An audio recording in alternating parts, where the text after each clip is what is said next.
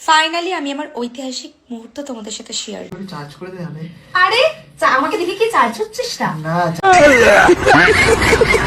এদের স্বভাবটাই এরকম, বাড়িতে না থাকলে ল্যাংটো হয়ে ঘোরে।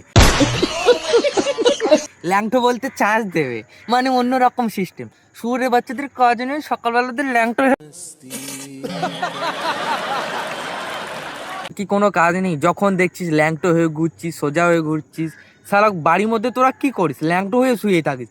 সকালবেলা দিন রাত তো দেখছি তোদের ভিডিও, কখন কিভাবে দুধের ফ্যাক্টরি খুলে ফেলছিস, কখন কি বাড়া ল্যাংটো হয়ে বাড়া চেপে ধরে রাখছিস। সারা তোদের কাজটাই এরকম। ঘোর ঘোর ঘোর, তুই কি ভেতরে কিছু পড়িসনি? না, ও কি পড়বে বাড়া, দিন রাত তো ল্যাংটো হয়েই ঘোরে। একটু নয় তোমাকে দেখানোর জন্য আর আমাদের একটুখানি সোশ্যাল মিডিয়া দেখানোর জন্যই একটু ঢাকাঢুকি দিয়েছে, না দিলেই তো সকাল থেকে রাত অবধি ল্যাংটো হয়েই বিছানার মধ্যে পড়ে থাকে। কিছু পড়িসনি? না, কি পড়িনি? দেখো, ভালো করে দেখো, জুম করে করে দেখো, পড়িনি।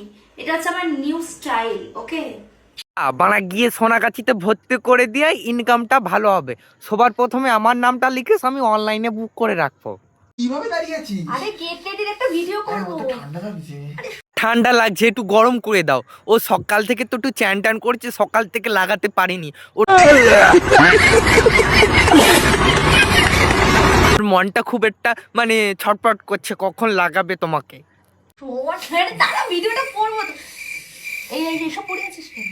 বান্টুটা খারাপ হয়ে গেছিল এক্ষুনি, আমি দেখলাম সালা ঢাকা ঢুকে দিয়ে সালা এক্ষুনি বান্টুটা মানে খারাপ হয়েছে। তুমি দেখো দেখো বান্টুটা খারাপ হয়ে গেছে।